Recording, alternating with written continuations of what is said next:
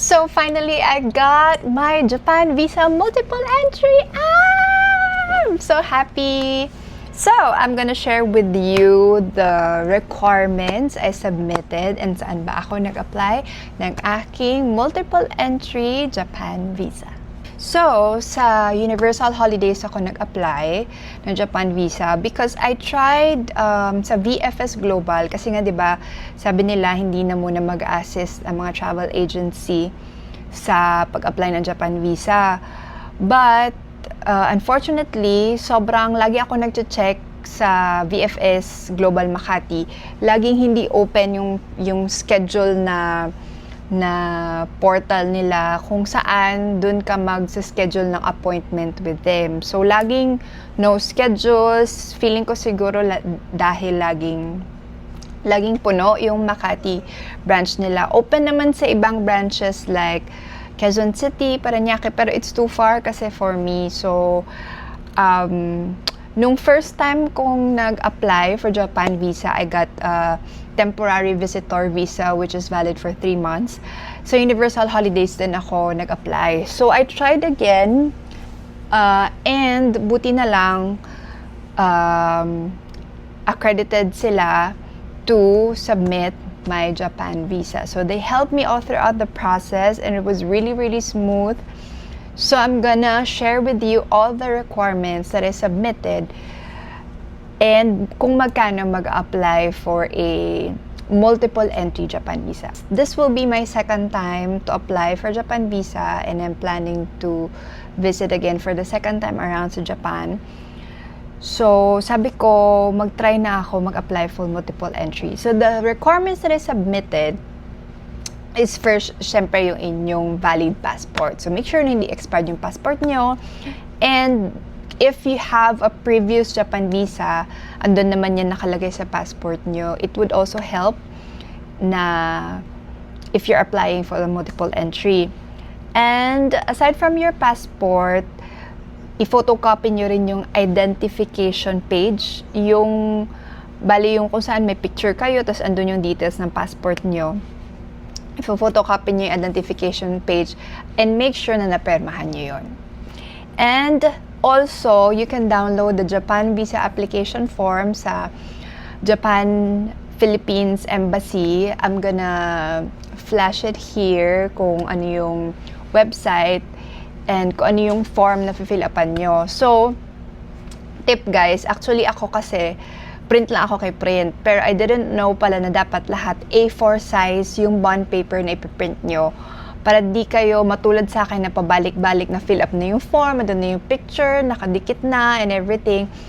Pero pinaulit ng print because they're very strict daw with the size of the bond paper. So take note, it should be A4 and everything na i-fill up nyo na form should be printed and computerized siya dapat. Take note na yung photo ninyo is dapat 45 by 35. So pag nagpapapicture kayo, sabihin nyo lang for Japan visa and for sure alam naman nila yon kasi magkaiba nga ang 2x2 sa passport size, magkakaiba yung US visa na picture and basta magkaiba sila. So pag sinabi nyo Japan visa, it should be 45 by 35. But yung signature, hindi pwede na e-signature. Dapat naka-wet signature. Ibig sabihin, naka-sign talaga kayo sa ballpen. So, okay lang lahat ng name, lahat ng detalye nyo, and naka-computerize, except, of course, for the signature. Kailangan dapat naka-wet signature. Talagang pipirmahan nyo siya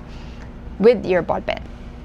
Next up, another requirement is yung request for multiple entry visa. Meron yan lahat ng forms, mada-download nyo naman sa VFS Global website or sa Japanese Embassy na website. Next is Japan itinerary. So, syempre, dapat meron na kayong target place. Saan ba yung gusto nyo? So, sa akin, ang target na gusto kong puntahan is sa Tokyo. So, nag-research na ako and meron din kasi akong tinap na travel agency para wala na akong iisipin sa travel. So, more or less, kumbaga, kung ano yung itinerary nila, yun na lang din yung isinulat ko doon sa Japan itinerary. So, very detailed yun. May date, anong araw. Kunwari nandun kayo for 5 days and 4 nights. So sa 5 days na yun, lagay nyo lahat ng date, saan kayo pupunta ng mga lugar. And yung hotel, syempre meron doon nakalagay yung contact number and yung address. So yun lahat, lagay nyo yung itinerary nyo doon. And kung saan lugar and everything. So the more detailed, the better. So kumbaga, I just listed it all down and nilagay ko lang doon sa Japan itinerary na form, which is also downloadable sa website nila.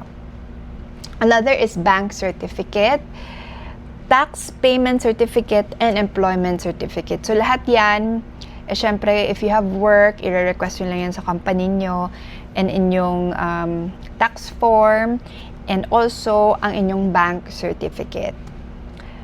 So, yeah, I think that's all that I submitted. Ifa-flash ko rin lahat ng requirements, like for example, mga birth certificate and marriage certificate, kung kayo ba ikasal na. So, para mag-guide kayo accordingly. Ifa-flash ko rin dito yung mga nire-require nilang requirements for that. And also, if na-invite ba kayo sa Japan ng a relative or a friend, kailangan nyo rin isubmit yung supporting documents for that. So, it really depends kung anong multiple entry yung ina-apply nyo. Like, for example, sa akin, kasi ina-apply ko is multiple entry for a frequent traveler. So, syempre, andun na yung passport ko, yung previous Japan visa ko, and ano pa ba mga sinubmit ko. Yeah, so yung mga supporting documents for that, like yung mga ibang visa din na meron ako from other countries, na nandun din naman lahat sa passport. And what else? Ano pa bang mga mabibigay kong tips? So again, lahat na ipaprint nyo dapat A4 size, computerized siya, and wet signature dapat. So Universal Holidays really helped me a lot. So ang ginawa ko is yun nga, paulit-ulit ako dahil nga hindi A4, iba-iba yung sizes ng na-print kong mga forms. So pinag A4, kailangan A4 lahat. So nung na-complete ko na, I submitted it on a Thursday, and the next day na-lodge na siya. Tapos I got my passport with my visa on the next Thursday. So it means nakuha ko lang yung visa ko in 3 days. Kasi kung na-lodge, syempre nandun pa sa Universal Holidays nung Thursday, I think afternoon I submitted that. So the next day pa siya na i-submit talaga. And I just got it for 3 working days kasi nakuha ko na agad siya on a Thursday. And if you're requesting for a multiple entry visa, I paid 1,800 for the multiple entry for frequent travelers. And I think 1,500 kapag you are requesting only for temporary visitor visa. Pag nagpa-tulong kayo sa Universal Holidays. And also, meron silang pinapasign na authorization letter na you are authorizing Universal Holidays to be the one to submit all your Japan visa requirements to VFS Global. Another tip pala, do not apply too early for Japan visa. Kasi for example, July ngayon, I'm planning to leave on September. So July, August, September. So tamang-tama lang na pag-alis namin sa September. Kasi for example, kung nag-grant ka ng 3 months for the temporary visitor, at least, hindi siya ganun ka sobrang aga. Kasi itataon nyo dapat kung kailan kayo aalis para 2 months before, a month before, masasubmit nyo na, and yung matatakan sa inyong date, kasi based din yun sa kung kailan nyo sinubmit, kung ano yung matatatak na date na na-approve kayo is tamang-tama lang doon sa kung kailan kayo nandun sa Japan. So there you have it. I now have my multiple entry, and I hope that this will help you guys also para mapadali ang inyong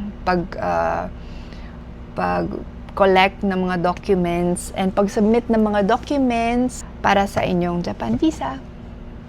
Thank you! Comment down below lang if you have any questions about your Japan visa. And also, I'm gonna share my Japan tour very soon with all of you. So stay tuned.